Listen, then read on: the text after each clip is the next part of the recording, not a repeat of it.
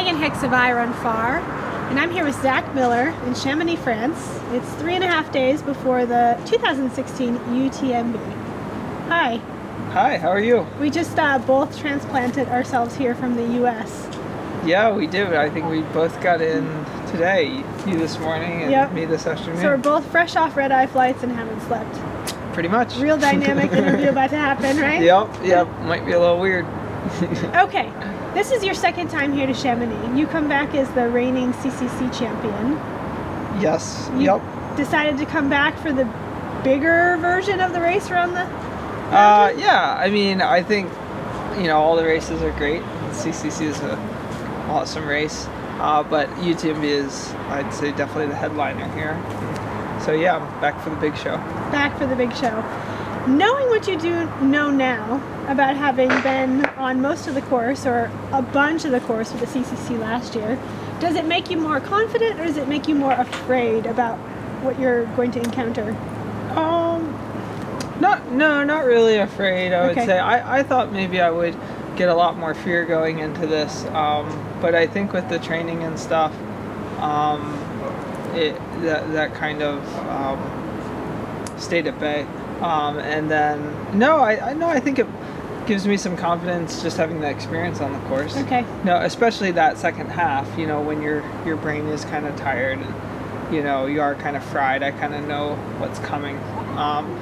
So yeah, more of the confidence side. Okay. You are debuting at 100 miles. Yeah. And you picked the biggest 100-miler out there. Pretty much, I guess. Yeah. I guess I like a big stage, so I figure if I'm gonna train for it and put all the effort into doing it, it might as well be worthwhile. Go big or go home. Yeah, exactly. Yeah. The Zach Miller that we've seen in 2016, in my opinion, is a different Zach Miller from 2015. You are racing so much less. Yeah, I guess in some ways. I think partially because I know I had UTMB coming up, and it just takes a lot of prep and focus. I mean, last year I ran 3 ultras. The goal is to do the same. And you did a bunch of. It seemed like every other weekend you were doing these shorter races too. Yeah, I guess I did. I did some. I definitely did more than I did this year. I guess this year I did a couple snowshoe races in the winter, and then I just kind of held out until Madeira, and so I ran Madeira, and then rested after Madeira, and then ran a half marathon trail race in Georgia. Kind of checked my fitness and whatnot, and then I kind of thought I was going to do some more racing, and really it was partially just I got to traveling a lot, and it was getting draining, and I really just wanted to hunker down at bar camp and just kind of hide on the mountain and just focus. So I think I ran that race in Georgia, and then I ran U.S. mountain running championships, and then I just kind of hid. I was supposed to go race in Italy. Yeah, your name was on a couple entrance lists, wasn't it? Maybe, probably not too many, but mainly I was supposed to go to Italy and run the Red Bull K3, and a part of that was I just wanted the time to focus on UTMB, and part of it was I had some I had one glitch in my training. I had a bout of I assume it was probably Giardia, some sort of stomach bug, but it seemed like Giardia. And so that laid me up for about a week, pretty close to when I was supposed to go to Italy. So I just it's hard to commit to a race like that coming off of a week where you're barely able to go out and run 3 miles. So I just kind of said, no, I'm just gonna hang around bar camp and focus on UTMB and enjoy the summer. So yeah, I guess this is really, other than the snowshoe races, I guess this is my 1, 2, 3, my 4th race of the year. So yeah, pretty selective. It's kind of been, from my perspective, watching you kind of go and hermit yourself a little bit on the mountain, do your thing there. You're kind of not in the limelight. You go into your camp hole and train really hard, then you come out and you just blow things up, and then you go back into your sort of hermit style again. Yeah, I mean, I like doing that. I tell a lot of my friends I like hiding. You know, like Bar camp is perfect for you? yeah, it works really well for me. I just like, I mean, you can't. I hide and don't hide. Like I see a ton of runners when I'm Yeah. up there. Like the local runners come up, and that's great. They come up and we chat. You know, they wish me luck and whatnot, and you know, or out of towners, you know, that are like ultra runners come up and, you know, chat with me. But in terms of like training and whatnot, and not racing too much, I can just kind of hide up there, which is really nice. I really enjoy it on the mountain, and I enjoy the style of training I can get up there. I want to ask you about your training because what you put out on social media seems to have like sort of two main themes to it. One is like exploration and just like really an enjoyment of the adventure and the movement and that pretty wild place. And the other theme that I see is just like working yourself till you bonk, till you have to sprawl out on the ground and like just really putting it out there with your training. Is that what's actually happening? I'd say that's a pretty good description of it. Yeah, and sometimes those two things are combined all in one day. I mean, often they are. Yeah, I just with UTMB, I've just had a lot of fun. Like, I haven't even run the race yet. I don't even know if I'm good at the distance, but I've just had a ton of fun with the training. Awesome. Like, it's been like, I mean, I don't know what's going to happen this weekend, but I guess regardless of what happens, the experience already has been really good. Just like, though, you know, being able to try some new things in training, you know, being able to push myself a bit more or in different ways, all the things I've learned, and just all the great times I've had out on the mountain. You know, because training for UTMB for me was a lot about, you know, putting in big days, and I love big days, big adventures, new trails, new parts of the mountain, exploring, doing steep stuff and technical stuff, and, you know, just doing a lot of different stuff. And so that's just been like a blast. So I've already had a great time, and I haven't even run the race yet. So maybe I'll have a miserable time in the race. But so maybe if the race doesn't go well, I'll just train for 100 miles and not actually race them. What kind of running do you do? Oh, I train for 100-mile races. Yeah, but like back to your question, yeah, there are some days where, I mean, with UTMB, it's like, well, I want to get a big day, and I go out and explore, you know, and I do new trails and new routes and piece things together and come up with little goals in my head, you know, like how many times can I get to the top of Pikes Peak today, and how many different ways can I do it, you know, how many different technical lines can I take, and different descents and whatnot, and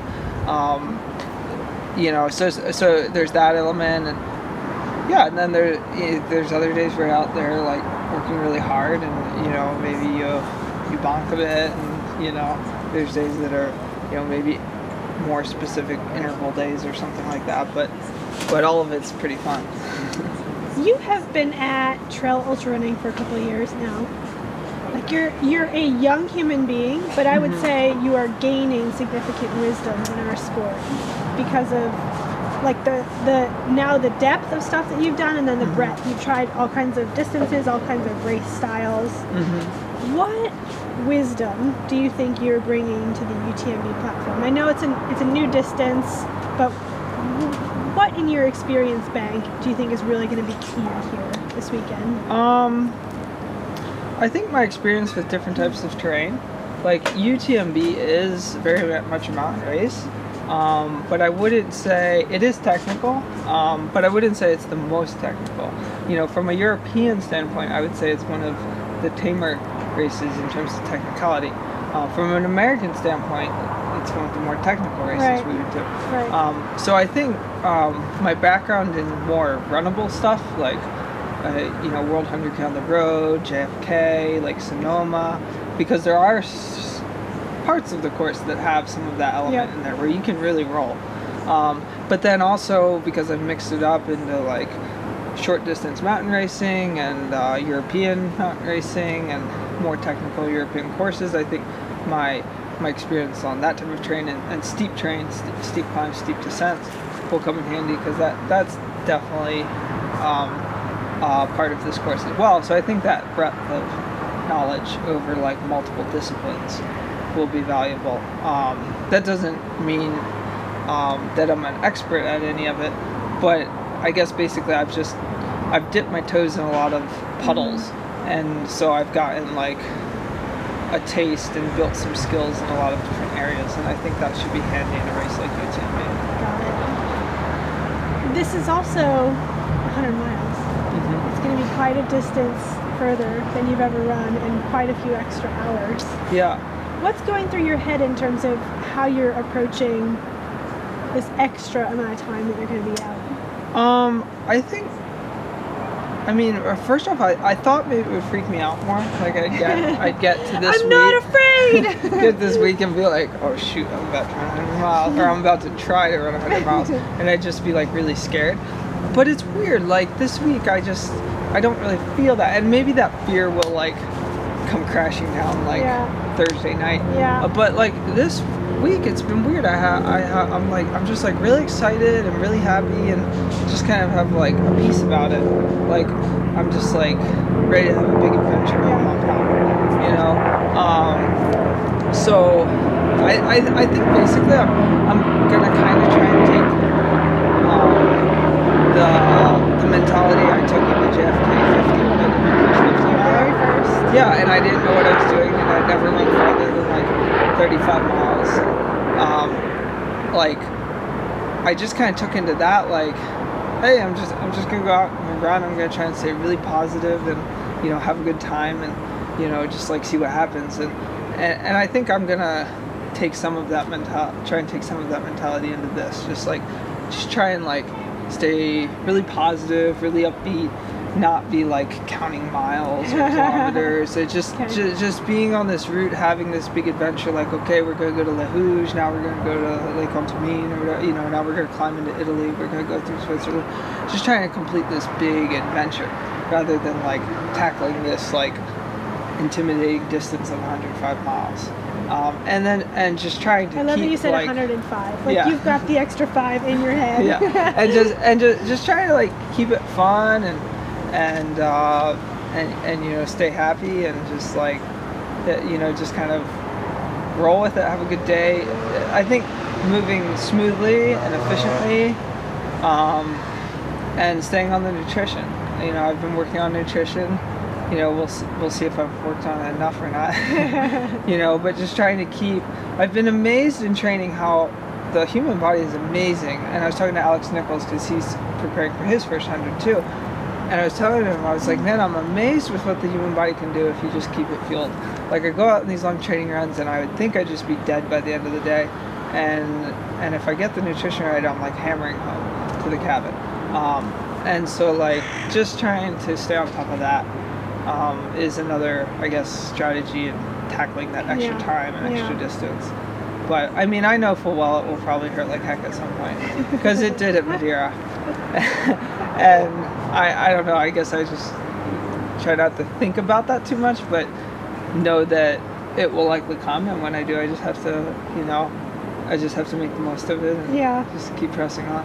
I was going to ask you that question because what you said after Madeira was that was the most painful thing that you'd ever done. Yeah. And I mean, afterwards, the photos that all of the media put out of you was you kind of splayed out on the ground. Yeah. No, it was hard. It's a brutal course. It's a ton of stairs. It's a ton of steep climbing, steep descending, muddy terrain. Like this year, muddy terrain. I finished that race and talked to some runners there, and a bunch of them told me that it was, because I finished that, I was like, I'm not sure I want to do UTMB. That's what I was going to ask you, is that you put yourself in a huge hurt box. Oh yeah, I was in a huge hurt box. Was 115K? Yeah, 115K. So we're going to add, you know, yeah, we're gonna add and that's another 40K to that. I finished and I was like, I'm not sure I want to do UTMB. But you're always kind of like that immediately after the race, and then it kind of starts to sink in. Okay, so you forgot that? And you kind of forget it, you know. I mean, because at the end of even a race, like, I love the 50 mile and 100K distance. Even at like North Face 50, at the end of North Face 50, I'm like, why do I do this? Yeah. I'm not sure I want to do this again. You know, I just have to like forget it, process it, and move on, and then I'm ready for a new challenge. Okay. And also at Madeira, I talked to some people there and some of them told me, they were like, well, Madeira is harder than UTMB. Okay. So and now it was mixed. I also talked to Tofel, and he was like, well, he's like, they're both hard. They're hard in different ways. I think basically the gist of it was maybe from a technical standpoint and a mile for mile standpoint, people find Madeira harder. But UTMB is not necessarily easier. It's maybe mile for mile, and technically, from a technical aspect, it might be not on the same level, but because it has that extra 35 mile, 32, 35 miles in it, that adds an extra element. So they're both hard. Yeah. But they're hard in different ways. Kind of like 100 miles and 100 meters are both hard. Yeah. If you run them right. They're just hard in different ways. Very distinct. Yeah. So that gave me some. That comforted me a bit. So yeah, but yeah, it's, I don't know. We'll see. I mean, maybe I'll be in a massive hurt box here, and be like, oh, this was a dumb idea. but there's only one way to find out. You have to try it to see, don't you? Exactly. Last question for you. You are here as a team this year. Yeah. You've got some other fine gentlemen from the Nike team who will be accompanying you around the mountains. I asked David Laney the same question in our interview just a few minutes ago, but meow, meow, meow, meow. Meow. Now, what are you going to do as a team? Is there going to be a strategy? Are you going to be in matching outfits? What team aspect does the American Nike runners bring to Friday's race? I think the biggest aspect is at play is just like the camaraderie and the shared support going into the race. Staying together, leading into the race. Maybe running together. Just kind of helping calm each other's nerves, and maybe helping each other make sure we have all the gear correct and whatnot. Race day, at least in the past, we don't usually do too much in terms of like sitting down and being and strategizing like, okay, we're gonna do this during the race. Everybody just kind of does their own thing. But you have that camaraderie, and then when you're out though, and of course that the other guys are out there too. Yeah. So like everybody's kind of pushing together, and you're trying to run well for the team and do well, because last year the team was able to do really well, and that was really uplifting, and so I think just having that aspect of it is beneficial. The reason why I ask is because we've seen at this race in past years, whether it's been intentional or not, we've seen Team Solomon work as a team, and whether they just are friendly with each other, whether they have same style of running, whether they're trying to rabbit one particular person forward or not, they have run together. There's no chance of Team Nike taking it out together. I mean, I just got here today, Tim and Dave. We haven't talked about it. I mean, we've talked about maybe what we're gonna do for dinner, because I'm kind of starving right now. But I mean, maybe there'll be discussions like that. But I think 100 miles is so individualistic. In some ways, it would be cool to go out as like a pack of three and be like, okay, we're gonna like work together and like, three are sharper than one. Share the lead on climbs and stuff like that. And I could see a benefit to that. But I also think that like 100 miles is such an individualistic race, and everybody has like such a different like strategy or way that they run well, that I think more just like each of us going in and giving it our individual best is kind of the best way for you three to get have a good performance. Yeah, and maybe working together to get one person a little bit further than. Yeah, and I think it's also, and we have different styles too. Yeah. So like I can see that playing in.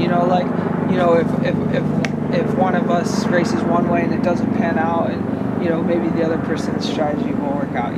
So like get somebody up there. But yeah, it's great to have teammates, whether we run together or not. I think it's such a rhythm race you have to find your rhythm and your efficiency on the mountain, and kind of, just kind of find your flow, and work within that. That it doesn't always make sense to necessarily like run to someone else's rhythm, because everybody needs to find their own rhythm, and that's kind of how you get around the mountain. At least that's kind of my theory. My theory, your theory, yeah. Get around the mountain fastest. Well, good luck to you in finding you. your rhythm. Good luck to you at your debut 100-miler. Yeah, I'm looking forward to it. We'll see what kind of hurt box Oh yeah. Friday and Saturday produces. Oh, there'll probably be quite a bit of hurt. Good luck, Zach. Thank you.